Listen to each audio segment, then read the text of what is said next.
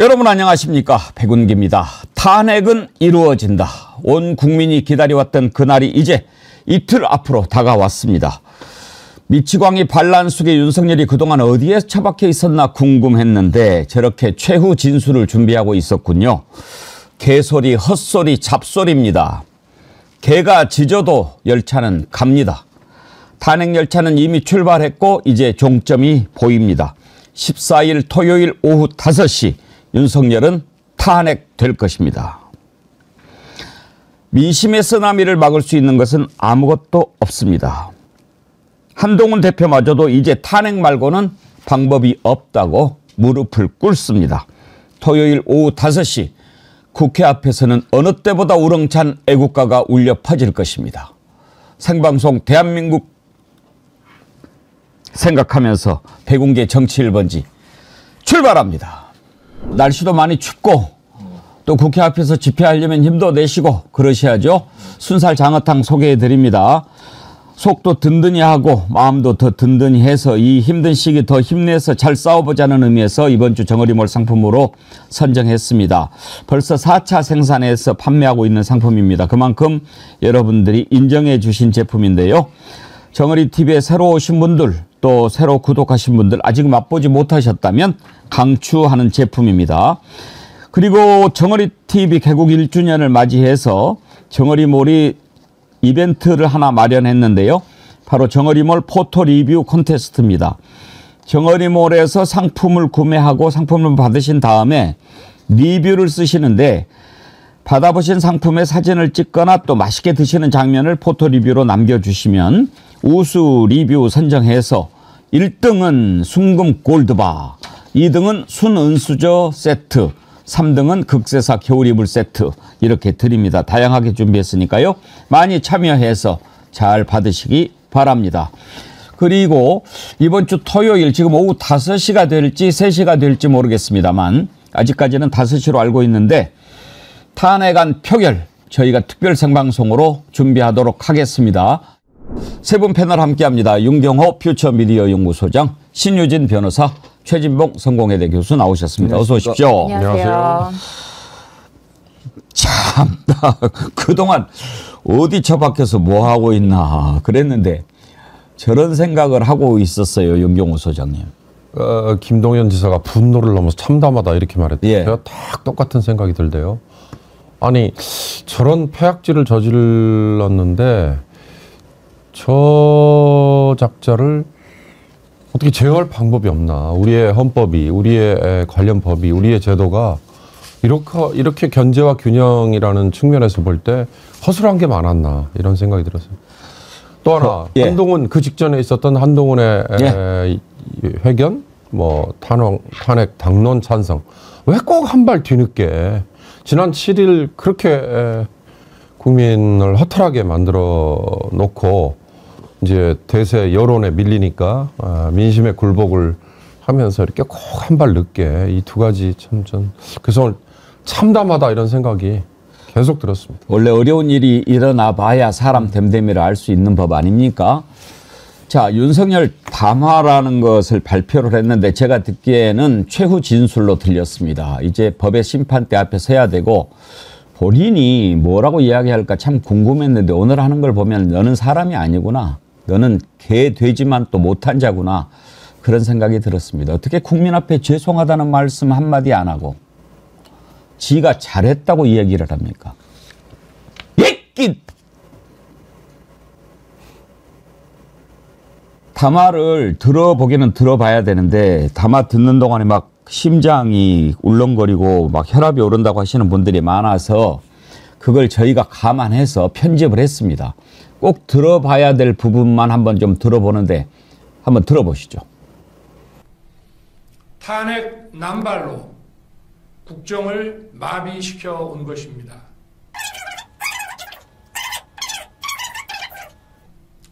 최근 거대 야당 민주당이 자신들의 비리를 수사하고 감사하는 서울중앙지검장과 검사들, 헌법기관인 감사원장을 탄핵하겠다고 하였을 때 저는 이제 더 이상은 그냥 지켜볼 수만 없다고 판단했습니다. 뭐라도 해야 되겠다고 생각했습니다. 이들은 이제 곧 사법부에도 탄핵의 칼을 들이댈 것이 분명했습니다. 저는 비상계엄령 발동을 생각하게 되었습니다. 짧게만 들어도 속이 울렁거리네요. 우리 애청자님들, 피노키우님, 당장 해야 될 듯해요. 토요일 너무 길어요. 무슨 일 날까봐. 장경아님, 벙커에 가둬놔야 합니다. 김은숙님, 당장 체포해라. 눈 뜨고 못 보겠다. 우주정복님, 완전히 미쳐버린 것 같습니다. 이화생님, 얼굴 보니 심장이 덜컥 보다 말았네요. 한일이님, 능지처참, 우마분시, 부관참시. 왜 이런 말이 있었는지 이해가 됩니다. 하평파님, 경고차 계엄령이라 미필이 대단하다. 야, 저걸 아니 최진봉 교수님 좀 들어보셨어요? 네, 들었죠. 고생하셨네요. 힘들었습니다. 예. 저는 그러니까 인간이기를 포기한 것 같아요. 제가 볼 때는 그렇고요. 국민들이 생각하는 관점에는 아예 안중에도 없고요. 자기 생각, 지 생각만 하는 거예요. 아니 제가 볼 때는 한 줌 남은 그 지를 지지하는, 어제 보니까 또 그런 얘기 하더라고요. 대통령실 앞에 뭐 칭찬하는 화합만 허용하고 조기 보내는 건 다 돌려보냈다는데 그거 보고 막 흥분을 했는지 모르겠는데요. 그 한 줌 남은 그 사람들을 향해서 끝까지 자기 지켜달라고 저따위 소리를 하지 않습니까? 국민들을 저렇게 화나게 만들어 놓고 국민들 염장 질러 놓고 나서 한다는 소리가 자기 정당화예요. 제가 볼 때요. 지가 할 수 있는 모든 일 다 할 겁니다. 헌법재판관 임명도 다 거부할 거요.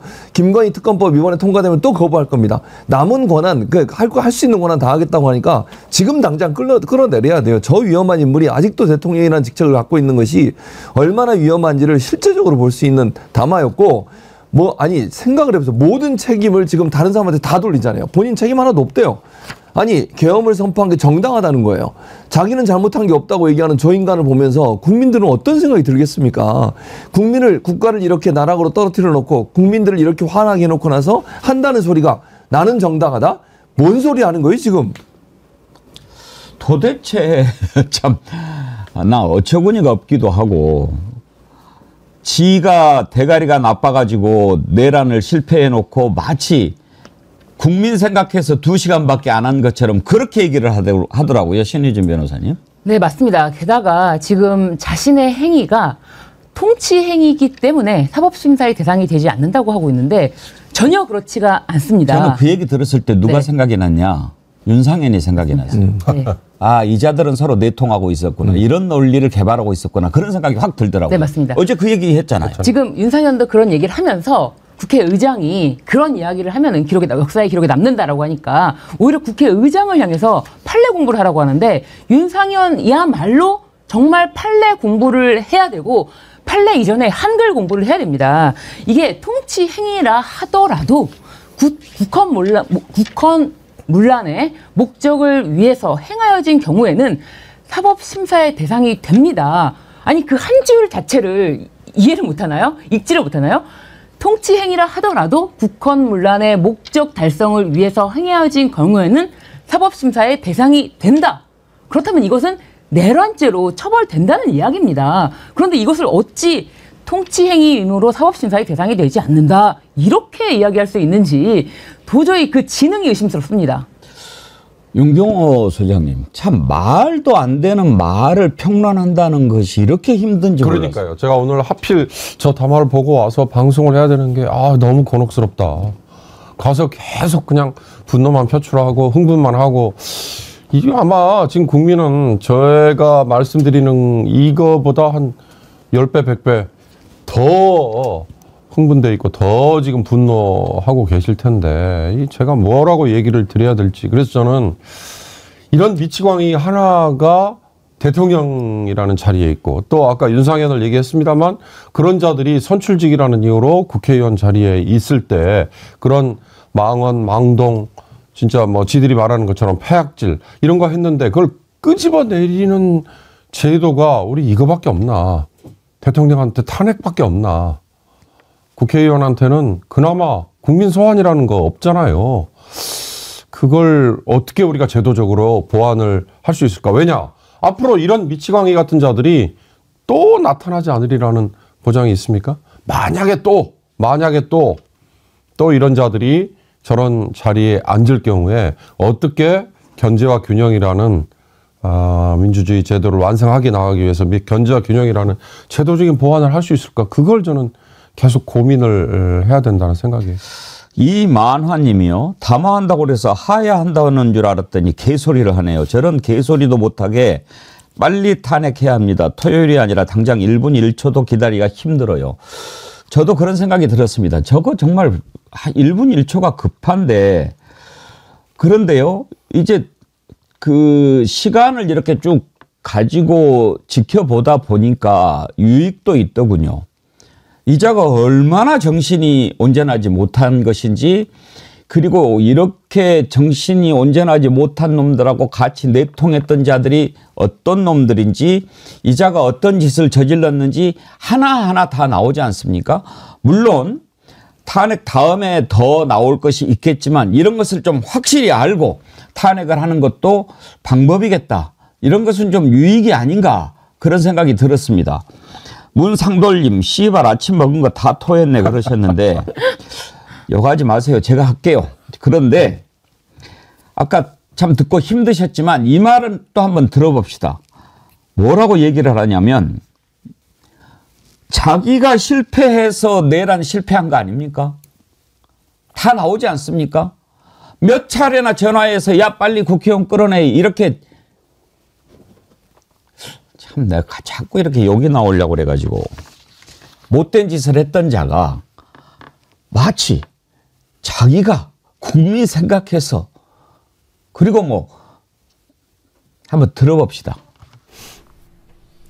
도대체 2시간짜리 내란이라는 것이 있습니까?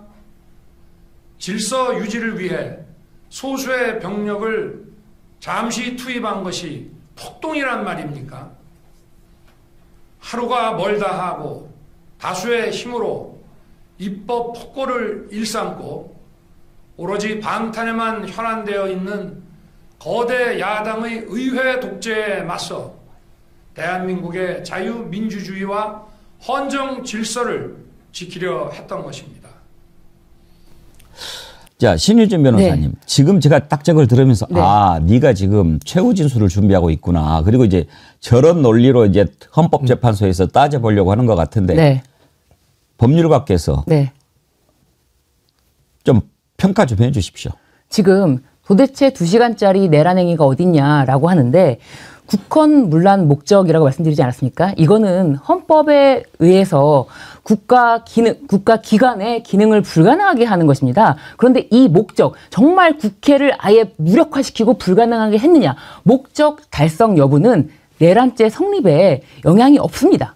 비록 목적을 달성하지 못했다 하더라도 내란죄는 성립이 된다는 것이 판례고요. 그렇기 때문에 윤석열이 전화로 지시하지 않았습니까? 지금 의결 정족수가 차지 않은 것 같으니 국회 문 부수고 들어가서 국회의원들 끄집어내라고 했던 그 명령 자체가 국가 기능을 무력화시키려고 했던 행위고, 비록 군인들이 국회의원들을 끄집어내는 행위가 없었더라도 내란 행위, 내란죄 성립에는 영향이 없다는 것입니다. 근데 저는 갑자기 그런 생각도 들었어요. 신유진 변호사님. 네. 금치산자, 한정치산자 이런 사람들은 처벌 안 하잖아요. 네. 근데 저걸 보는 순간 모든 국민이 저는 미쳤네, 미친놈이네 이렇게 생각할 거 아니에요. 네네. 그래서 지금 저렇게 자기를 나타냄으로써 저 미쳤어요 이렇게 보여줘가지고 미친놈이니까 처벌 안 받으려고 그런 짱구를 굴린 것은 아닐까요?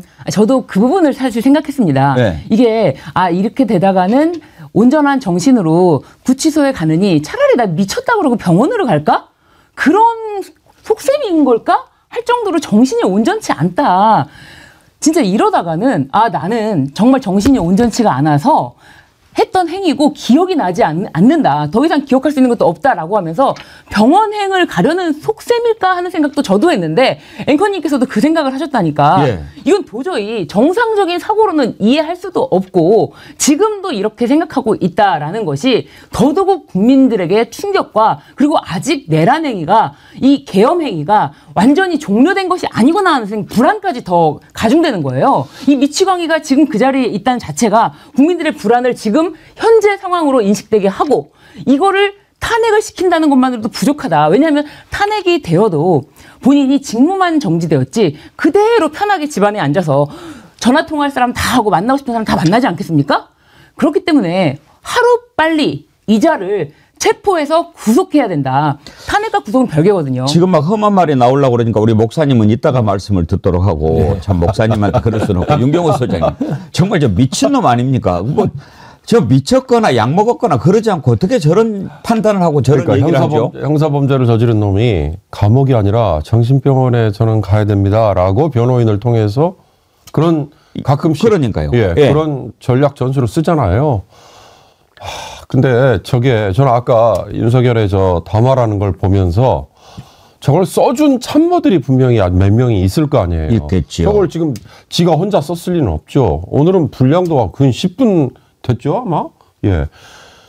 2분짜리 담화가 아니었어요. 그걸 보면서 시간 참 얼마나 됐어요. 나 정말 그동안 저렇게 길게 이야기하고 싶어서 어떻게 참았어요? 그러게 말입니다. 저 보면서 사실 제가 사무실에서 나오는 게 출발이 늦어가지고 오늘 이 방송 가는 거 늦는 거 아니야? 이런 걱정도 했는데 하여튼 10분 넘게 저걸 써준 참모라는 작자들이 분명히 있을 텐데 그 작자들이 저렇게 집단적인 광기 내지는 집단적인 뭔가에 매몰돼 있는 그 밖에는 또 어저께 아까 신준 변호사 잠깐 말씀하셨잖아요. 뭐 화환? 응원하는 화환을 지금 용산의 대통령실에 보내는 작자들도 있다는 거잖아요. 그걸 믿고 저렇게 버틴다? 그걸 우리 앵커께서는 지금 금치산자인 거를 가장하는 이렇게 말씀하셨는데 정말 아까 제가 참담이라는 말을 거듭 말씀드렸습니다만 아까 당장 체포해야 된다. 저도 탄핵이 딱 되고 나면요. 내란죄니까 당연히 수사 가능하잖아요. 그러면 긴급 체포를 안 할 수가 없겠다. 그걸 어떻게 한남동이라는 관저에 그냥 두겠습니까? 그건 말도 안 되는 것 같아요. 민주당도요. 오늘 담화로 윤석열 정신적인 실체를 확인했다. 극단적인 망상이 표출됐다. 그렇게 얘기를 하는데 최진봉 교수님. 정신 상태가 원래도 좀 온전하지 않았는데 이게 갈수록 더 심해진 걸까요? 오늘 정신과 전문의를 한번 모셨어야 되나요? 그러니까요. 그래서 저는 원래도 그랬던 것 같아요. 그게 이제 실체가 드러나는 거죠. 그러니까 대통령직을 수행하면서는 아닌 것처럼 자꾸 속이고 그랬지만 하는 발언이나 하는 행동을 보면요. 원래부터 그랬던 사람 같아요. 저는 뭐 그거는 이견이 없을 거라고 생각합니다. 실체가 드러난 것은 아까 뭐 앵커님도 처음 시작할 때 그런 얘기 하셨잖아요. 어려움에 처할 때 실체가 드러난다고. 저는 그 상황이라고 생각해요. 원래 인간 자체가 그런 거예요. 그러니까 기대하는 것 자체가 저는 무리수라고 생각합니다. 한동훈이 그래서 저는 잘못했다고 생각해요. 뭘 기대를 하고 아니 지난 토요일에 통과시켰으면 되잖아요. 지금 이 꼴을 또 봐야 됩니까? 지난 토요일에 탄핵이 통과됐으면 이런 꼴 안 보잖아요. 우리가 더 이상. 근데 지금 직무가 정지됐으면 나와서 저런 이상한 소리 안 하고 헛소리 안 할 거 아니겠습니까? 국민의힘 의원들 중에 아까 말씀한 윤상열을 포함한 몇몇 친윤그룹이라는 인간들은 아직도 윤석열을 끝까지 보호하려고 노력하고 있지 않습니까? 그들의 생각과 논리가 뭐가 다릅니까 대체? 윤석열이라는 작자와 다른 사람들의 생각에 친윤그룹의 생각이 같다는 것은 아직도 한 줌의 얼마 안 되는 권력을 유지하기 위해서 그 옆에서 빌붙어 있는 사람들이 있다는 걸 저는 증명한다고 생각해요. 그래서 국민의힘도 함께 문 닫아야 된다고 저는 보는 것이고요. 그거 믿고 저렇게 얘기하는 거. 아니 내용을 쭉 보세요. 이재명 대표 공격하고 모든 책임을 다른 사람한테 돌리고 헌법기관이요. 예를 들면 국회가 정당한 방법을 통해서 탄핵을 하고 정당한 방법을 통해서 법률을 통과시키고 아니 자기도 25번이나 거부권 행사했어요. 그거에 대해서는 왜 한마디 안 하잖아요. 그게 정치적으로 바른 행동입니까? 지 마누라하고 자기하고 연관된 특검범들 다 거부권 행사했잖아요. 그건 폭거 아니에요? 뭐가 이게 폭거예요 대체? 아니 국회가 정상적인 방법으로 행한 모든 일에 폭거라고 얘기하고 그것 때문에 탄핵을 계엄을 선포했다는 말이 논리적으로 맞냐고요 대체. 말도 안 되는 얘기고요. 아까 신인주 변호사 얘기했지만 2시간짜리니까 문제 없다고요? 아니 만약에 그때 국회에서 조금이라도 늦게 해서 통과 못했다면 어떻게 됐겠습니까 지금. 다른 공수부대 지방에 있는 공수부대들도 출발을 준비를 하고 있었다잖아요. 아니 만약에 또 계엄이 해제되고 나서도 그러니까 본인이 해제하기 전에 국회에서 결의안이 통과되고 나서도 본인이 계엄 사령관이 있는 그곳에 갔다니까요. 그럼 뭘 의미하겠어요? 저는요 처음에는요 이거 안 받으려고 했을 것 같아요. 군을 동원해서 더 짓밟으려고 했을 가능성은 저는 있다고 생각해요. 그런 인간이 나와가지고 한다는 소리가 겁주기에서 했다? 어느 정도 영향을 미쳤다? 이따위 소리를 하고 있으니까 국민들은 이건 도저히 대통령이 아니라 인간 자체로서 인정하기 어려운 상황이 됐다고 보는 거죠. 저자는 이렇게 보면서 머릿속에는 똥만 들어있고 뱃속에는 술만 들어있나 이런 생각이 드는데요. 본인이 무슨 말을 하는지는 알고 그렇게 오랫동안 주접을 떤 겁니까? 참 보면서 가당치도 않다라고 하는 게, 그래도 지금 어찌됐든 대통령이라고 하는 자리에 있으면은 뭔가 국민 앞에 죄송하다. 많은 분들이 그래요. 그러면 지난번에 1분 50초짜리는 뭐였지? 저는 그렇게 생각합니다. 원래 그렇게 말을 짧게 하는 자가 못 되지 않습니까? 그런데 그때 몇몇 중진들이 모여가지고 머리 쓰는 사람들 있지 않습니까? 권영세 몇몇 무리들이 모여가지고 이렇게 가야 됩니다. 이렇게 하지 않으면 죽습니다. 일단 소나기 피해 가야 됩니다. 이대로 하세요. 라고 했을 거예요. 그래서 그냥 하면서 1분 50초 했을 거예요. 그 약발이 먹혀가지고 한동훈이 헷가닥 했잖아요. 그래가지고 다 표결에 참여 안 했죠. 그랬는데 결국은 못 참는 거예요. 나 이렇게 짧게 못해. 쓴 거죠. 야, 뭐 이유를. 아까 10분이라고 그러셨는데 더 될걸요. 내 그 시간을 못 재봤는데. 그런데 딱 두 가지만 짚어봅시다. 마치 최재해 감사원장, 이창수 중앙지검장 검사 탄핵하니까 이거 안 되겠다라고 해서 계엄을 발동한 것처럼 씨나라 걸까요? 그랬습니까? 지금 다 증거가 나오지 않습니까? 언제부터 꾸몄고 언제부터 모의했고 했는지 다 나오지 않습니까? 이미 이틀 전에 경찰청장 불러가지고 밥 먹이면서 준비시켰지 않습니까? 심지어 요즘에는 그런 얘기도 나옵니다. 이자가 골프 치러 다녔잖아요. 그 골프를 왜 쳤냐? 뭐 원래 학업에 뜻이 없는 놈이고 그랬을까라고 우리는 생각했는데, 그것도 지금 용산으로 옮긴 뒤에 가장 큰 문제가 보안 문제입니다. 청와대도 보안이 완벽하지 않아서 김대중 대통령 때 박지원 실장하고 필담을 나눴다는 거 아닙니까? 그런데 용산으로 가가지고는 완전히 개방입니다. 미국이 마음대로 도청을 해요. 지금 용산에 갔는데. 그런데 계엄을 미국 몰래 해야 되니까 골프장에 나가가지고 짰다는 얘기도 있어요. 어떤 자들하고 골프를 쳤는지 이거 다 나와야 됩니다. 그때부터 모의를 시작하지 않았는가 그런 생각이 들고, 두 번째는요. 이자의 머릿속에 헌법, 국민 이런 건 일체 없는 겁니다. 국무회의를 했다고 하는데 지금 드러나는 사실이 5분도 안 했다는 거 아닙니까? 그게 무슨 국무회의입니까? 그런데 이제 노회한 한덕수 같은 경우에는 마치 그 국무회의 자체가 제대로 처리가 되지 않았으니까 자기들이 면책인 것처럼 그렇게 얘기를 하는데, 정말 부끄러운 줄 아세요? 부끄러운 줄 아세요? 그 나이 먹었으면은. 에? 송미령 농림장관이죠. 뭐 잠깐 들어왔는데 그냥 사라져버렸다는 거예요. 이게 뭐지 그랬다는 거 아닙니까? 국회에서 했던 얘기 한번 들어보십시오. 저는 전혀 상황을 몰랐기 때문에 무슨 회의를 하는 건지를 여쭈었습니다. 옆에 분에게. 딱 두 글자 들었습니다. 계엄 이런 말을 듣고 너무 놀라서 정말 정신이 없었습니다. 그래서 말도 안 된다, 막아야 됩니다 라고 이야기를 했고요. 그 자리에는 대통령은 계시지 않았습니다. 대통령은 언제 들어오셨습니까? 제 기억으로는 그렇게 대기실처럼 앉아있는 상태에서 대통령께서 들어오셨습니다. 들어오셔서 그 시간을 기억할 수는 없습니다. 무척 짧은 시간 동안 계시다가 네. 그 회의실에 대통령이 몇 분 동안 있었습니까? 그 분까지 기억할 경황은 없습니다. 너무 비현실적인 일이기 때문에 그건 당황스러워서 기억하기 어렵고요. 제 기억으로는 2, 3분 정도인데 그 자리에 계신 분들이 발표가 이루어지는 것도 사실은 그 자리에 회의에 있는 국무위원들은 사실 몰랐습니다.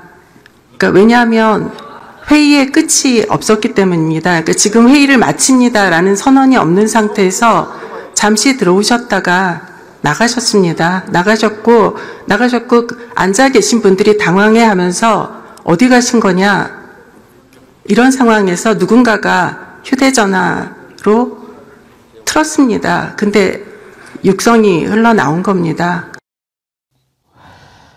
참 이제 서로 살려고 쥐새끼처럼 저렇게 빠져나갈 구멍을 찾는 것 같기는 합니다. 그런데 일단 들어보면 그야말로 개판이었던 거예요. 제대로 심의가 안 이루어진 거죠. 국무회의 심의를 해야 되거든요. 그러니까 이거는 자기들끼리 몇 명이겠죠. 제가 뭐 몇 명인지 뭐 국방부 장관이나 최소한 뭐 윤석열이나 둘은 뭐 명확하게 하고 왔을 거 아닙니까? 그다음 자기들끼리 와서 또 오는 시간도 각각 달라요. 국무위원들이 도착하는 시간이 달라요.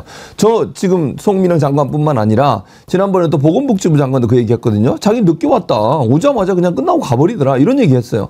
그러니까 어제 또 한덕수 총리도 그런 얘기했지 않습니까?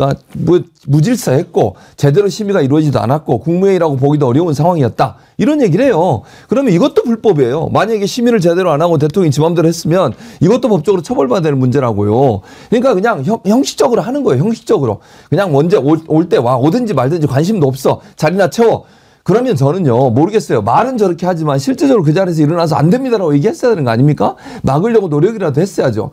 뭐 마음으로는 그렇다 치고 속으로 그렇다 하지만 아니 실제적으로는 윤석열이 저는 이상한 행동을 하는 것을 틀어 막아서 국가가 위기에 빠지는 일을 멈추게 해야 되는 거 아닙니까? 아니 심지어 법무부의 감찰관인가요? 그 사람은 예, 유형. 그 사람 나 더 이상 이거 못 하겠다. 나 사퇴한다고 나갔어요. 그럼 그 자리에서 나가든지 그러면 나 사퇴합니다 하고 나가든지 그런 방식을 통해서 막으려는 노력을 했어야 되는 거 아닙니까? 판단이 안 되는 자들이죠. 그러니까 장관들이라는 사람들이 앉아가지고 제대로 일도 못하면서 막지도 못하면서 이제 와서는 나는 책임 없어라고 하는 태도도 대단히 무책임한 태도예요. 윤석열이 사람이나 제대로 썼겠습니까? 근데 신 변호사님. 네.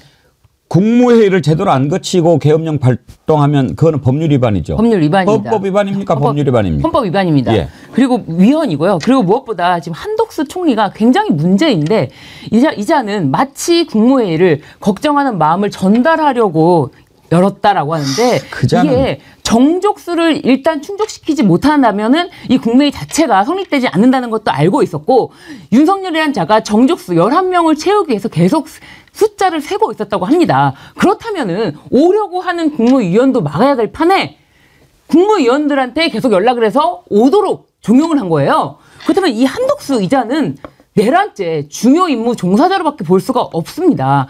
한덕수 총리는 지금 즉시 내란죄 중요 임무 종사자로서 국수원에 가서 수사를 받아야 되고 마찬가지로 구속이 되어야 될 신분입니다.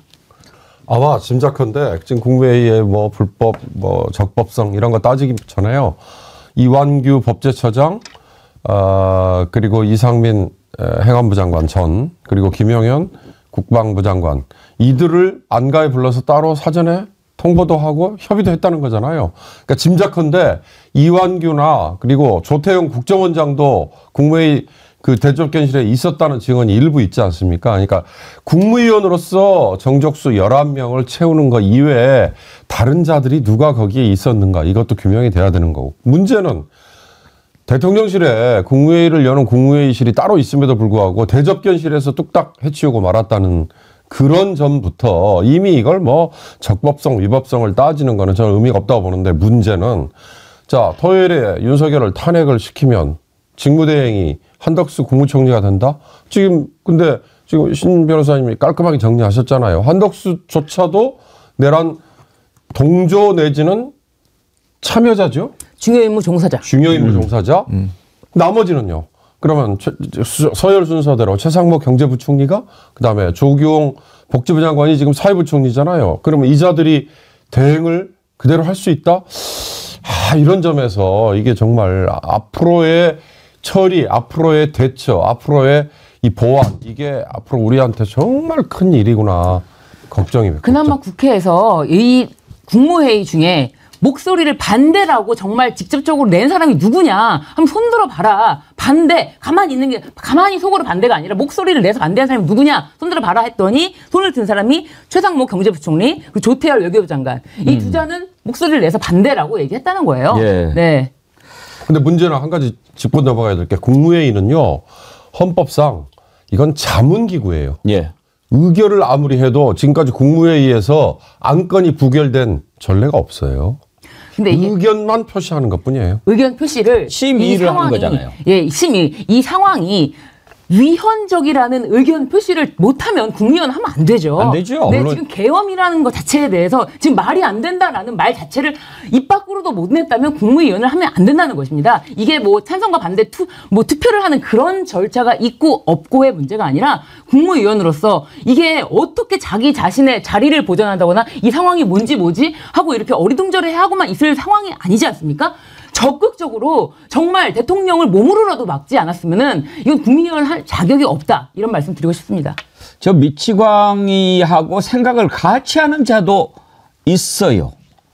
국민의힘 국회의원이라는 자가. 윤상현 어제 아주 입에 거품을 물고 얘기를 하던데 그거 한번 잠깐 들어보죠. 그러면 1997년 대법원 판례를 보면은 비상계엄은 고도의 정치행위, 통치행위로 보고 있습니다. 알고 계십니까? 그런 의견도 있는 것으로 알고 있습니다. 2010년도 대법원 판례에 의하면은 고도의 정치행위에 대해서는 대통령의 권한을 존중하면서 사법심사를 자제한다. 자제하는 선에서 위헌성을 심판해라. 이게 대법원 판례입니다. 알고 계십니까? 그런 결정은 알고 있습니다. 제가 이런 말씀을 드리는 이유는 정치적인 판단하고 법률적인 판단은 다르다는 겁니다. 그래서 법무부가 법률적인 판단을 검토한 것을 제게 보내주십시오. 대통령의 명예에 의해서 군대가 국회에 총을 들고 들어왔습니다. 예. 그거를 그거를 통치행위로 얘기한다는 것이 말이 됩니까? 같은 국회의원으로서. 아니, 우리 의장님께서도 일단 대법원 판례 공부해 주십시오. 최진봉 교수님, 저자가 전두환 사이였죠. 근데 저런 말을 국회에서 국회의원이 자기 집을 쳐들어왔는데 저따위 얘기를 입에다 올릴 수 그러니까요. 자격이 없죠. 그러니까 자격이 없어요. 그 가족의 구성원이 되면 안 돼요. 자기 집에 강도가 들어왔는데 그걸 옹호하는 발언을 했다? 그거 가족이 아니죠. 쫓아내야죠. 더 이상 국회의원 하면 안 돼요. 저 인간이 저러는 이유가 뭐겠습니까? 자기 입으로 얘기했어요. 1년 지나면 다 잊어버려. 어차피 나 또 찍어줄 거야. 이따위 소리를 하고 다니고 국민들을 뭘로 보는 겁니까 대체? 국민들, 자기를 찢어준 유권자들을 완전히 무시하는 행동이에요. 저거요, 저런 인간들이 국회의원을 하고 있으니까 문제라는 거예요. 국회가 저런 인간들이 앉아서 국회의원을 하고 있으니 제대로 돌아가겠습니까? 자기 집에 강도가 들어왔는데 잠깐 기다려, 괜찮아, 뭐 어때, 통치행위야, 뭐 이런 이따위 소리를 하고 있어요. 이게 국회의원을 살 짓이냐고요. 하지 말아야 돼요. 왜 그런 국회의원을 하고 있는 거죠 대체? 도저히 이해가 안 되고 제 100번 양보해서 이게 봅시다. 통치행위라고 자꾸 주장하죠. 오늘 윤석열도 똑같은 얘기를 했어요. 저거 그대로 짜고 한 거예요. 양쪽에서 예를 들면 친윤그룹이나 윤석열을 지키려고 했던 인간들이 하는 얘기가 똑같은 얘기를 하잖아요. 통치행위를 했어요. 그럼 법적으로 문제 있잖아. 법적으로 처벌받아야죠 그러면. 좋아요. 통치행위를 했다고 칩시다. 그게 잘못된 헌법에 위배된 행동이잖아요. 그럼 법적 처벌 받아야죠. 탄핵이 법적 처벌이고 또 하나의 법적 처벌은 군사 내란 수괴로서의 처벌받는 거예요. 그럼 법대로 하면 돼요. 좋아. 통치행위라고 말하면 좋다 이거예요. 헌법을 위배한 건 통치행위라고 처벌받는 거예요. 아니 대통령이라도 현재 내란 또는 외환 이런 거 불러들이면 바로 처벌받게 돼 있어요. 통치행위라도 그거 못하게 법으로 막아놓은 거예요. 그 통치가 국민에게 얼마나 나쁜 영향을 미치는지 국가에 얼마나 위험한 일인지를 알기 때문에 헌법으로 막아놓은 거예요. 그럼 헌법대로 법대로 하면 돼요. 좀 통치라고 주장해? 좋아요. 그러면 법대로 처벌받고 법대로 긴급체포되고 구속되고 처벌받아서 내란 수괴로서 처벌받으면 돼요. 그거 거부하지 말라고요. 왜 그건 거부하는 거예요 그러면? 맞습니다. 그런 판례가 있기는 있나요? 맞습니다. 96도 3376 판례 번호 정확하게 96도 3376 네. 그 판례에서 정확하게 이 통치 행위를 하더라도 국헌 문란의 목적 달성을 위해서 행하여진 경우에는 그 자체가 범죄행위인지 여부에 대해서 사법 심사가 가능하다. 사법 심사를 한다. 그 이야기가 정확하게 있는데 예. 그것을 빼고 통치 행위 다 거기까지만 자른 거예요. 윤상현이 윤상현 짓을 했군요. 네, 맞습니다. 통치 행위를 하더라도 국헌문란 목적 달성을 위해서 한 행위면 범죄행위면 사법심사 대상이 된다. 이거는 명확하게 판례 문구를 완전 짜깁기 했다. 완전 편집했다. 조작했다고 볼 수 있습니다. 비튼 거죠. 네. 예. 통치행위라고 해서 사법심사의 대상이 되지 않는다는 것이 전혀 아닙니다. 저걸 인간으로 봐야 됩니까? 통치행위 얘기를 하니까요. 제가 조금 벗어나는 겁니다만 미국 얘기. 미국은 대통령이 셀프 사면권을 부여했잖아요. 예. 그래서 뭐 트럼프도 그렇고 그다음에 자기 가족에 대해서 퇴임 전에 뭐 사면하는 거 일반화돼 있잖아요. 가족에 대해서 측근에 대해서 사면하는 거 그건 논외로 치고요. 셀프 사면이라는 걸 대통령한테 부여했다. 왜 그랬을까를 얘기했더니 어느 미국 헌법 전문 학자가요. 흔히 말하는 파운딩 파더스, 미국을 건국해서 그 법적인 근간을 만든 조상들이 설마 이런 게 현실적으로 현실화될 거라고는 아무도 상상하지 않았다는 거예요. 그러니까 지금 우리가 얘기하는 통치행위라고 예외로 빼두자라고 하는 것조차도 실제로는 대통령이라는 자리에 오른 자가 그런 짓을 하지 않을 거야 라는 생각 하에 어찌됐든 여지를 둔 거다. 전 그런 생각이 드는데 이걸 윤석열은 저질렀잖아요. 실제 저질러 버렸으니까 그건 논외로 될 수밖에 없는 거죠. 약간 간단하게 정리를 하자면 예. 통치 행위를 하더라도 이것은 사법심사의 대상이 된다라는 것이 969 3376의 판결입니다. 개가 짖어도 열차는 갑니다. 오늘 아침에 윤석열 했던 얘기는 다 개소리, 헛소리, 잡소리입니다. 정말 정신 상태가 저 정도였던 자가 우리나라를 2년 반 동안 이끌고 왔으니 얼마나 나라가 위태로워졌는가. 지금 생각해도 소름이 끼칩니다. 소름이 끼칩니다. 이제 이틀 참아야 되는데 그 이틀이 참 길게 느껴지는군요. 오늘 아침에 이렇게 시간표를 보면 이렇게 됐습니다. 윤석열이 담화 발표하기 전에 한동훈이 기자회견을 했습니다. 한동훈이 뭐라고 얘기했습니까?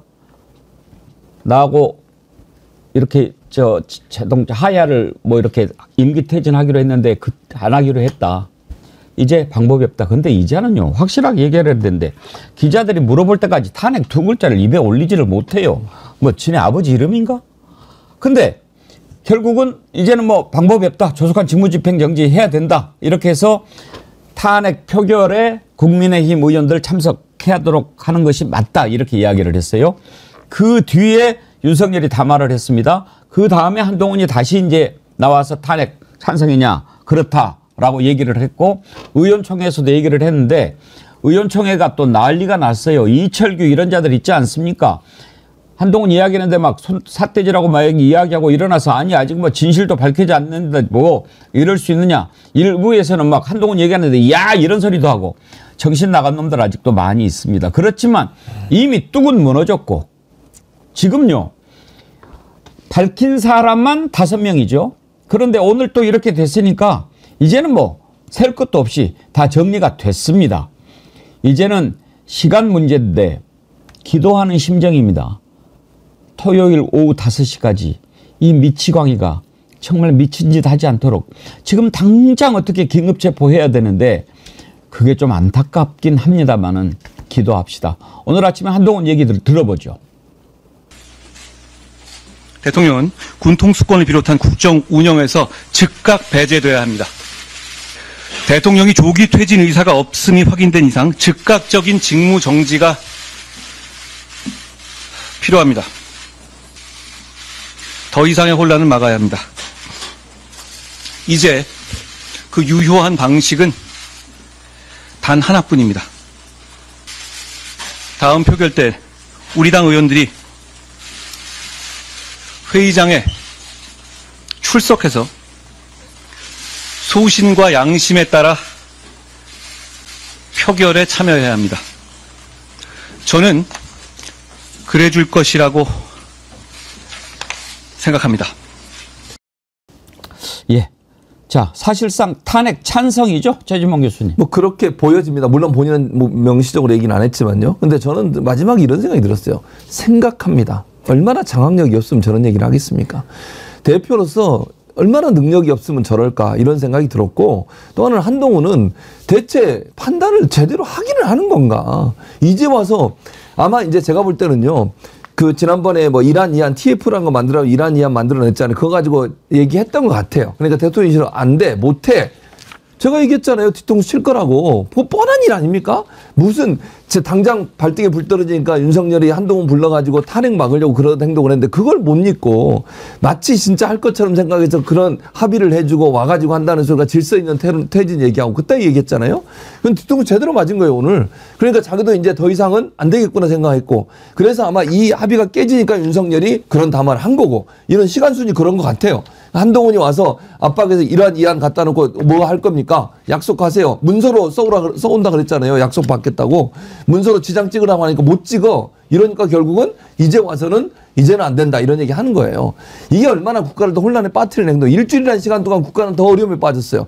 아니 지난주 토요일에 통과시켰으면 얼마나 국가가 안정적으로 갈 수 있겠습니까? 이런 행동을 하고 나서 한다는 소리가 생각합니다. 장악력도 없고 능력도 없고 그러면서 자기 정치적인 이해관계 생각해서 그런 행동을 했던 건 반성도 안 하고. 그래서 저는 어쨌든 한동훈의 저 말은 본인이 생각할 때 약속했던 게 도저히 지켜주지 않을 것 같으니까 이제 와서야 이제 탄핵을 해야 되겠다고 생각을 하는 것 같아요. 근데 아까 말씀한 의원총회에서 그런 얘기가 있었다고 하지 않습니까? 그러나 저는 이번에 탄핵에는 많은 사람이 찬성을 던질 거라고 생각하고 예상합니다. 심지어 저는 친윤도 그렇게 할 거라고 생각해요. 지금 보니까 윤석열이 오늘 얘기한 거 보면요. 이미 탄핵을 당해서 헌재의 판단을 통해서 다퉈보겠다는 생각을 하고 있는 것 같아요. 그러니까 저런 얘기를 하죠. 안 그러면 저런 얘기 안 합니다. 탄핵을 피하기 위해서 어쨌든 뭐 고개 숙이는 척 하겠죠. 저렇게 당당하게 얘기하는 건 탄핵은 일단 받고 오케이. 대신 변호사를 통해서 헌재에서 다투면 이길 수 있어. 라고 하는 생각을 하기 때문에 저는 친윤들도 일부 동의할 가능성이 있다. 그래서 탄핵을 일단 받아놓고 그리고 나서 직무정지하는 시간을 벌지 않습니까? 그 과정에서 본인이 법적 대응을 준비하는 단계로 가지 않을까 이렇게 생각하고요. 그 사이에 국민의힘은 쪼개질 겁니다. 친윤 동조 안 해도 돼요. 그냥 있으라고 그러세요. 예. 왜냐? 또 이럴 때 비겁하게 왔다 갔다 하지 말고 같이 반란 동조 정당 심판 받아야지요. 지금요. 안철수, 김혜지, 김상욱, 김재섭, 조경태, 진종호 현재 6명입니다. 그런데 이제 눈치 보고 있었던 자들도 있는데 오늘 한동훈이 저렇게 얘기를 했으니 이제는 뭐 더 셀 거 없지 않습니까? 그 이전에 표결에 참여하겠다고 얘기한 뭐 흔히 말하는 소장파 몇 명 있었죠. 그들이 뭐 참여만 하겠다 이런 의미는 아니었을 거니까. 다만 당론으로 반대 이 얘기가 존재하지 않는 한은 지금 대세 쓰나미를 거스를 수가 없는 거죠. 저는 한동훈이 즉각적인 직무정지 이 얘기에 아까 제가 거듭 말씀드린 우리의 제도의 허점이라는 게 바로 저기에 있구나. 무슨 얘기냐. 이 내란 수괴인 윤석열 본인이 스스로 하야하지 않는 한 탄핵 이외에는 방법이 없잖아요. 근데 그 탄핵을 국민의힘이 계속 물고 늘어지고 못하게 하고 그러다가 이제 민심의 도도한 흐름에 이제 굴복을 하게 되는 이런 거니까 이걸 그 간극을 어떻게 좁힐 수가 있을까. 그런 점에서 야 이게 앞으로 제도적인 보완이라는 게 또 필요하구나라는 걸 거듭거듭 말씀드리는 거예요. 가장이요. 어떤 판단을 할 때 가장 중요하게 생각하는 기준 가운데 하나가 뭐겠습니까? 내 자식 보기에 부끄럽지 않은 것입니다. 지난번에 우리가 박정훈 대령 보십시오. 그 박정훈 대령이 그 아들도 육사 출신 장교더라고요. 그 아들 보기에 부끄럽지 않은 짓. 박정훈 대령 그 말이 가장 가슴에 와닿았습니다.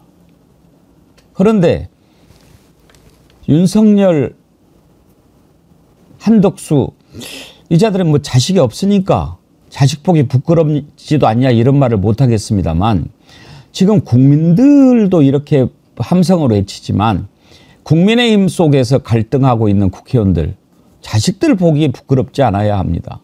최근에 아주 인상적인 사진이 하나 나왔는데요.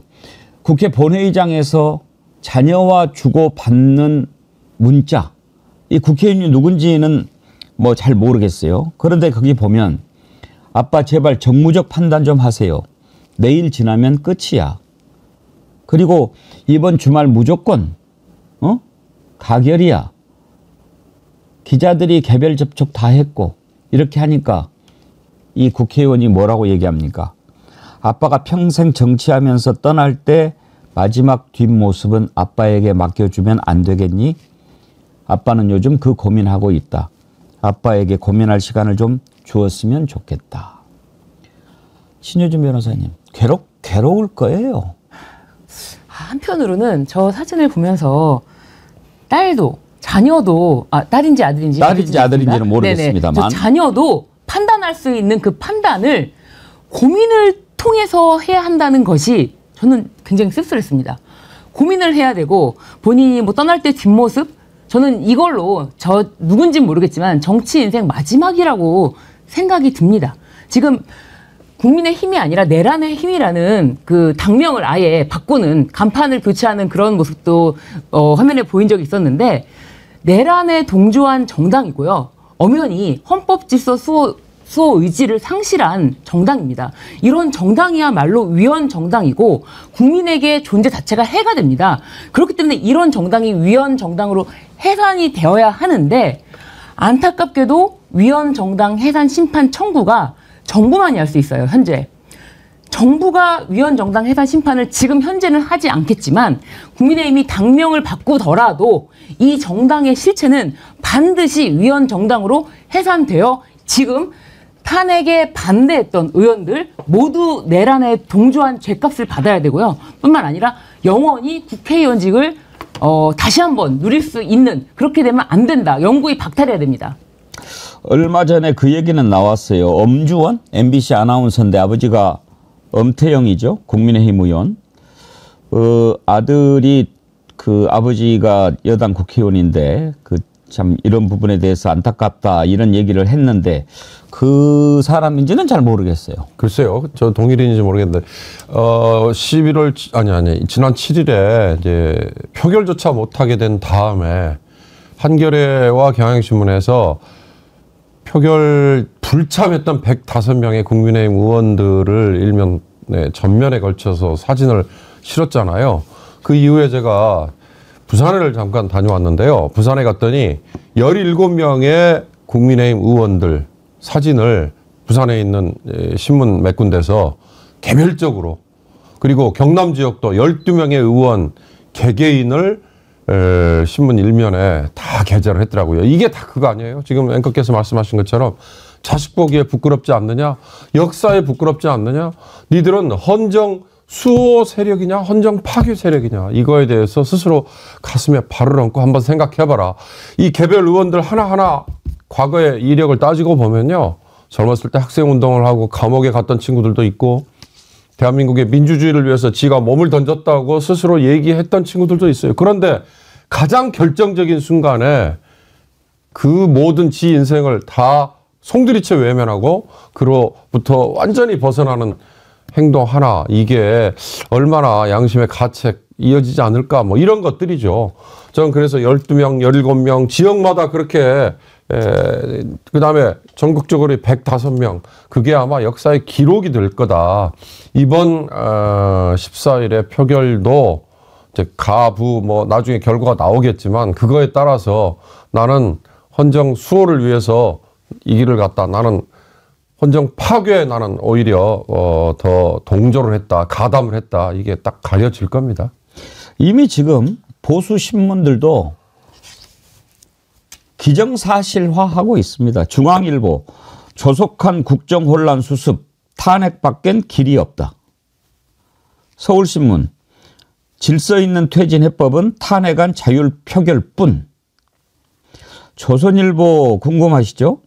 탄핵 소추 가능성 높아지는 윤거취 법의 길이 유일한 해법. 법의 길이 뭡니까, 최진봉 교수님? 법의 길은 탄핵이고요. 그리고 내란에 의해서 법으로 처벌받는 그 법의 절차입니다. 저는요, 이 윤석열 대통령이나 이런 이제 그 주변에 있는 사람들이 했던 모든 행동들은요, 법으로 다 처벌받아야 될 내용들이에요. 내란이라고 하는 우리가 여러 번 여기서 얘기했지만요, 헌정 질서를 무력화시키는 게 내란입니다. 그 내란이 1분이든 2분이든 상관없어요. 미수에 그쳐도 그건 처벌되는 거라고 아까 신진 변호사도 얘기했지 않습니까? 법대로 해야죠. 지가 법 전공자라고 지가 검찰총장까지 해놓고 그걸 마치 자기의 정당성을 위해서 야당이 잘못했다는 식으로 발언하는 것이 과연 맞냐는 얘기를 할 수밖에 없는 것이고요. 저는 법대로 하면 반드시 심판받을 거라고 생각해요. 그리고 긴급체포도 마찬가지입니다. 현행법은 긴급체포하게 돼 있어요. 거부하면 그거는 뭐 수단과 방법을 가리지 않고 긴급체포해서 이 위험한 인물이 더 이상 국정의 일부라도 맡아서는 안 된다고 저는 보고요. 그래서 지금 탄핵은 어차피 토요일 날 이루어지니까 그 사이라도 긴급 체포해야 한다고 생각해요. 저렇게 위험한데 저기 앉아가지고 호시탐탐 국민들 염장지는 짓을 하려고 노리고 있는 저자가 계속 저 자리에 앉아있는 걸 어떻게 허용할 수 있겠습니까?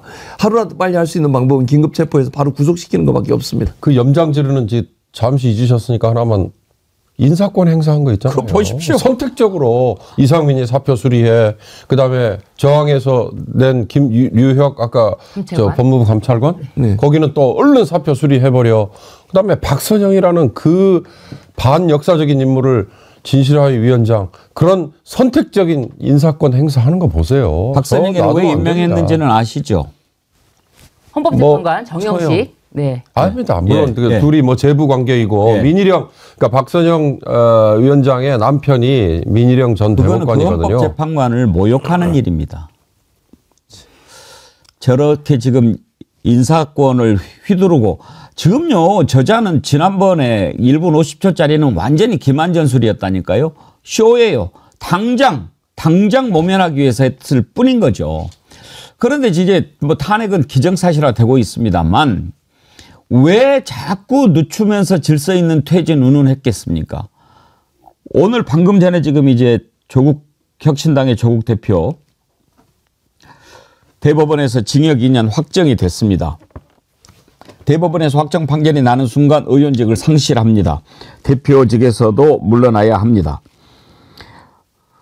그래서 바로 이런 것들 지금 사실 조국도 그렇고 이재명 대표도 그렇고 저는요 이재명 대표 이 사법 리스크 운운하는데 이건 결국 자기들이 파놓은 덫에 갇혔 같다고 저는 생각합니다. 왜? 죄가 있으면 빨리빨리 수사해서 빨리빨리 기소하고 빨리빨리 재판받게 해야 할 거 아닙니까?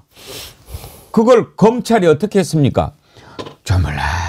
쪼물락 아주 언제까지 하려고? 에? 계속 머리를 쓰는 거죠. 대통령 선거, 총선 때 계속 하면서 그냥 이재명 사법 리스크 계속 사법 리스크 없이 너네들 어떻게 살려고 했니? 그렇게 했던 거 아닙니까? 그러다가 지금 자폭이 터진 거 아닙니까? 바로 그런 것을 속으로 딱 감추고 있으면서 검찰하고 짬짬이해서 그런 짓을 해왔는데 이제 조국 대표 날라가 뭐 또 이재명도 날리고 그러면 행여나 뭐가 올까 봐 이 비열하고 오로지 정치를 국민을 생각하지도 않고 더러운 술수만 쓰는 자들이 지금 이 나라를 이렇게 만드는 거예요. 어제도 어떤 자식이야? 이 자식이구나. 만약에 이재명 대표가 다음 대선에 안 나가겠다고 출마하면 당장 탄핵할 수도 있다 이런 얘기를 해요. 왜? 그걸 왜 국민의 선택을 네가 뭐라고 그래? 이렇게 정신 나간 자들이 있는 거예요. 한번 들어보십시오. 불안에 떠셨지만 민주적 회복력으로 평온을 유지하고 있습니다. 왜 피고인 이재명은 재판에 불출석합니까? 특혜를 주고 있는 겁니다. 지금이라도 이재명 대표가 대선 불출마를 선언한다면 당장 탄핵이 이루어지거나 하야가 이루어질 수도 있습니다. 무슨 상관인데요, 최종훈? 전혀 상관이 없죠. 아니 이재명 대표가 재판을 안 받고 있습니까? 아니면 출석을 안 하고 있습니까? 물론 중요한 일정이 있어서 대표로서 역할을 하는 데 있어서 불출석할 수 있다고 생각해요. 이건 이재명 대표가 그러는 거 아니에요. 피의자들 중에요. 많은 사람들이 중요한 일이 있어서 재판을 연기해달라고 요청도 합니다. 재판과 받아내냐 안 받아내냐 문제인 것이죠. 그게 뭐가 잘못됐습니까 대체? 아니 이재명 대표가 건을 가지고서 자꾸 탄핵과 연결시키려고 하는데요. 반대로 얘기하면요. 김건희 제대로 수사했습니까? 아니 제대로 처벌을 했습니까? 주가조작 주범들 다 처벌받고 2심까지 나왔는데 김건희는 무혐의 처리해줬잖아요. 그런 행동을 하면서 무슨 이따위 소리를 하는 겁니까 대체? 아니 저 국민의힘 의원들 저 사람들요 지금 어려움 당하니까 그 모든 걸 이재명 대표한테 지금 연계시켜가지고 마치 자기들이 잘못 없는 것처럼 얘기하는데 이재명 대표가요 몇 년 동안 2년 반도 더 됐죠. 사실 대선 때부터 수사가 진행됐어요. 윤석열 당선되고 나서부터 지금까지 몇 건을 갖고 하고 있습니까? 재판만 5개를 받고 있어요. 이렇게 한 사람에 대해서 온 가족을 털고 그가 했던 모든 뭐 행정적인 업무까지도 다 문제를 삼고 이래가지고 여기까지 왔어요. 근데도 이재명 대표가 그걸 거부한 적 있냐고요. 그냥 당하고 있어요. 그래도 재판도 받고 있고요. 지금도 1심 끝났어요. 2심, 3심 해야 되겠죠. 아니 그 절차를 거부한 것도 아니고 재판을 안 받는 것도 아니고 1심 판결이 안 나온 것도 아니에요.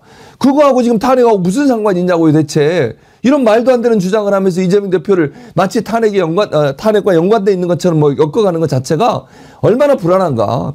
이재명 대표 대통령이 되는 것을 막기 위한 수단으로밖에 생각을 안 하는 거예요. 이 윤석열의 잘못된 행동에 대한 심판의 문제가 아니라 자기들 정치적 이해관계 그거 하나 가지고 어떻게 해서 이재명을 대통령 못 만들게 하려는 시도하고 있는 이런 못된 행동, 이게 정략, 그다음에 정치적 이해관계 이거 아니면 대체 뭡니까?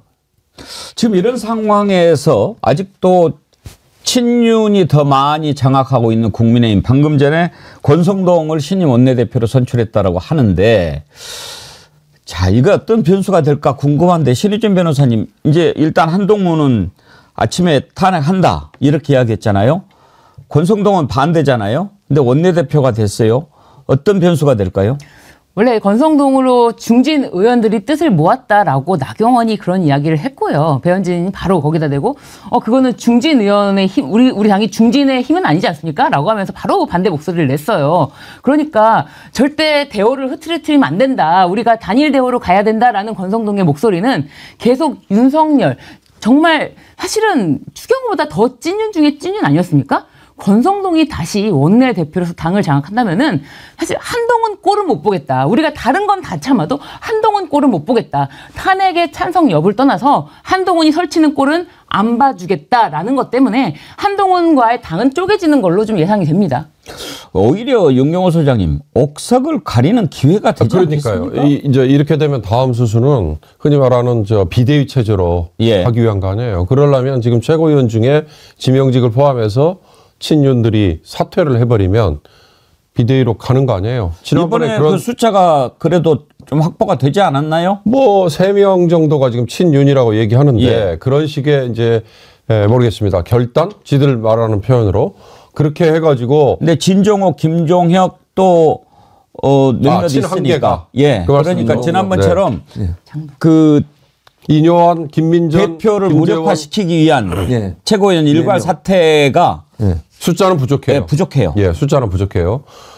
만약에 그렇게 뭐 간다면 그거는 이제 한동훈이 그냥 날개를 잃어버리는 무력화되는 거니까 그 이전에 아까 두 분이 이미 말씀하셨습니다만 이번 기회에 국민의힘이 쪼개지는 어떻게 보면 자연스러운 단초가 되지 않을까 저도 그렇게 예상되네요. 근데 이제 의외로 장동혁 의원이 약간 지금 왔다 갔다 하죠. 왔다 갔다 해요. 그래서 장동혁까지 배신하면 4명이 될 수 있거든요. 그렇죠. 그러면 해체가 가능합니다. 그래서 근데 그렇게 왔다 갔다 하는 사람은 지금 또 새 분리하면 다시 또 왔다 갔다 하니까. 근데 이제 지금 상황에서 권성동이 원내대표가 되고 장동혁이 왜 그러냐면 한동훈이 어제 얘기했던 말에 정반대 얘기를 했어요. 1년 반 있다가 사퇴하게 하자.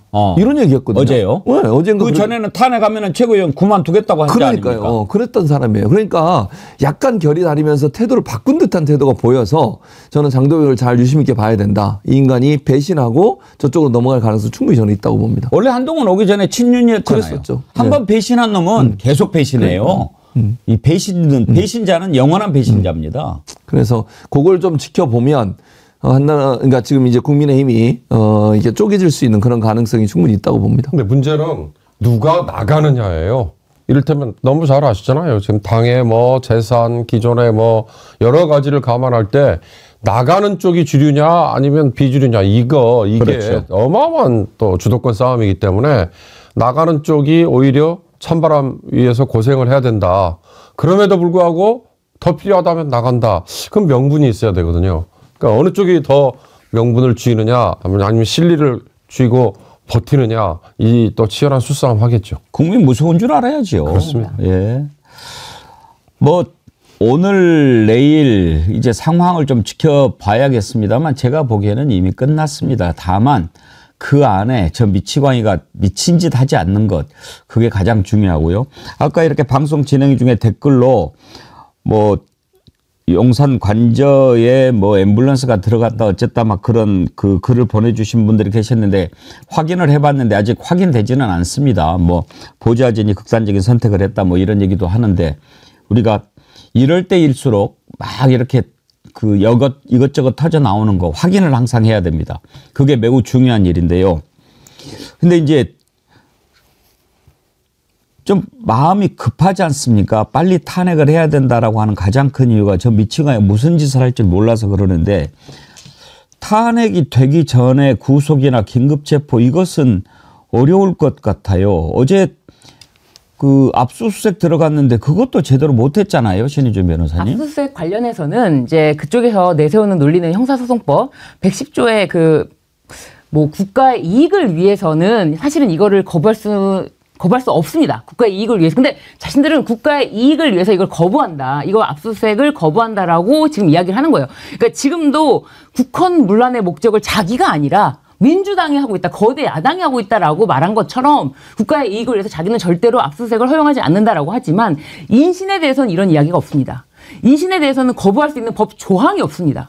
그렇기 때문에 긴급 체포든 체포 영장이든 어떤 영장을 가져가든 아니면 긴급 체포 영장 없이 체포하든 이것에 대해서는 거부할 아무런 근거가 없기 때문에 그것을 거부하면서 경호처가 막는다면은 그거 다 공무집행 방해죄입니다. 근데 경호처가 막아서면 어떻게 하냐 이거죠. 그럴 경우에는 공무집행 방해죄로 더 많은 인력과 사실은 더 많은 우리가 지금 이렇게 정당하게 내란 수괴자를 체포하러 가고 있다는 걸 알려야 되고 다 체포하면서 경호처의 인원보다 더 많은 인력이 들어가면서 사실 경호처에서도 내가 지금 명령을 받아서 하는 건데 내 명령권자가 제대로 된 명령인가에 대한 의문이 들지 않습니까? 지금 이게 거기 안에 있는 사람도 일단은 명령에 따르지만 이 명령이 부당한 명령이라고 생각하는 데는 지금 신문을 다 보지 않겠습니까? 언론을 다 보지 않겠습니까? 알고 있을 거예요. 그렇기 때문에 자신을 공무집행 방해죄로 체포하는 거에 대해서 저항할 수는 없겠죠. 당장 끄집어 내려야 되는데 행여라도 뭐 이제 충돌이 일어나거나 막 그 경호처도 다 무기를 가지고 있으니까 그런 일이 일어나서는 안 되겠지만 좀 많은 병력이 가가지고 경찰이 그 숫자로는 최소한도 제압을 할 수 있게끔 그리고 지금 분명히 경고한다. 이건 공무집행 방해액이다. 바로 현행범으로 체포하겠다. 그렇죠. 이렇게 하고 좀 끄집어낼 수 있지 않을까요? 충분히 할 수 있죠. 법적으로 보면 그걸 방해하는 경호처 직원들도 공무집행방해로 체포가 가능해요. 만약에 막는다고 하면. 공무를 집행하는데 현행범이잖아요. 그러면 공무집행을 방해하는 거니까. 그러니까 무력 충돌이 있어서는 절대로 안 되겠지만 좀 더 많은 인력이 가서 경찰들은 충분히 동원이 가능하잖아요. 인력으로 본다고 하면. 그래서 경호처 직원들에게 충분히 설명하고 계속 이렇게 방해를 하면 공무집행방해로 현행범 체포를 하겠다라고 얘기하고 무기 내려놓으라 하고 그러나 집행을 할 수 있다고 저는 봅니다. 물론 이제 무력 충돌이 절대 일어나면 안 돼요. 그런 일이 발생하면 안 된다고 저는 보고요. 다만 그럼에도 불구하고 법적으로 하는 겁니다.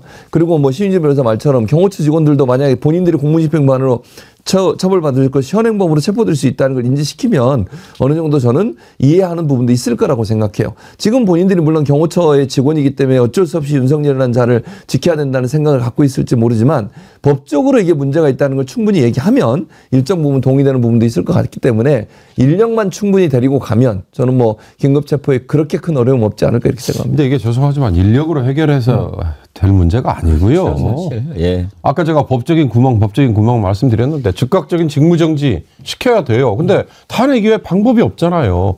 그걸 어떻게 보완할 거냐가 또 이것도 포함되는 거죠. 지금 경호처 직원들이 윤석열에게 충실하기 위해서 아니면 뭐 누군가의 지시를 받아서 누가 지시하죠? 경호처장이?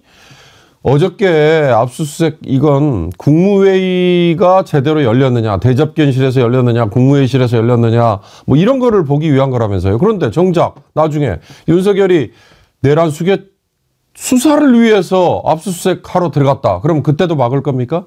그러면 탄핵된 상황과 탄핵이 되기 전 상황 다르기 때문이다.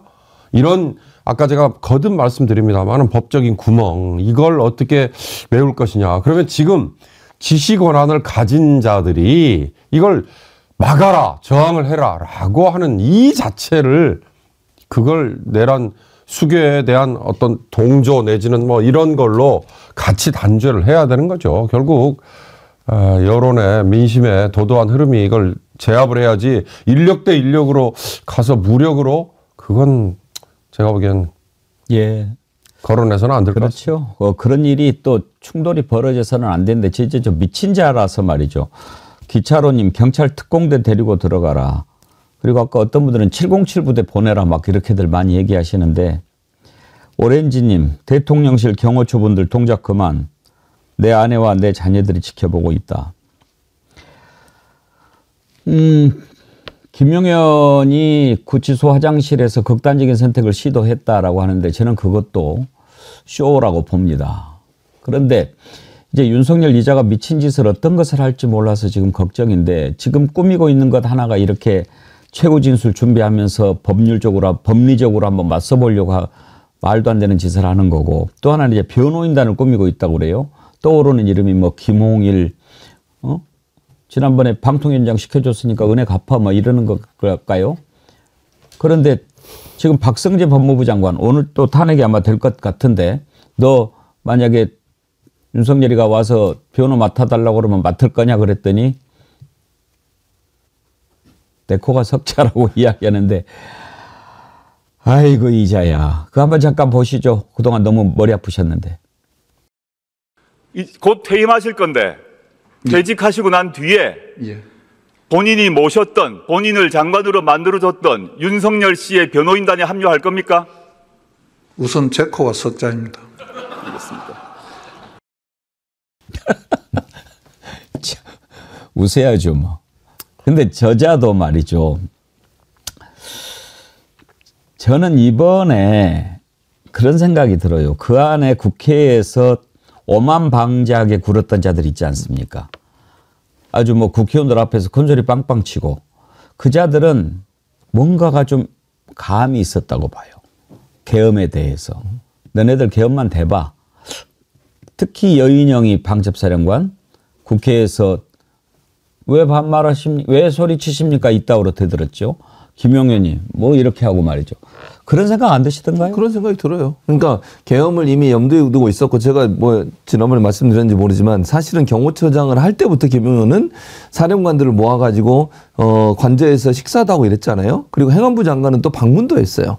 그런 일을 왜 하는 거죠? 아니 행안부 장관의 경호처장이 경호처장 그 당시 김용현은 뭐라고 변명을 했냐면 경호와 연관돼서 했다고 그랬어요. 근데 경호와 연관돼서 했던 게 아니고 이미 내란이나 아니면 계엄을 준비하는 작업을 착착 진행해 왔다고 봐요 저는. 그러니까 특히 중앙부 출신들 자기들하고 말 통하는 사람들 몇몇을 모아놓고 이미 계획하고 계엄을 추진해 왔기 때문에 그렇기 때문에 국회 나와서는 계엄 그거 해요? 안 해요? 국민들이 믿겠습니까? 뭐 군인들이 따라오겠습니까? 이렇게 연막작전하면서 그러면 속으로는 얼마 안 남았어. 조금만 기다려. 이런 생각을 했겠죠. 저는 충분히 가능하다고 생각해요.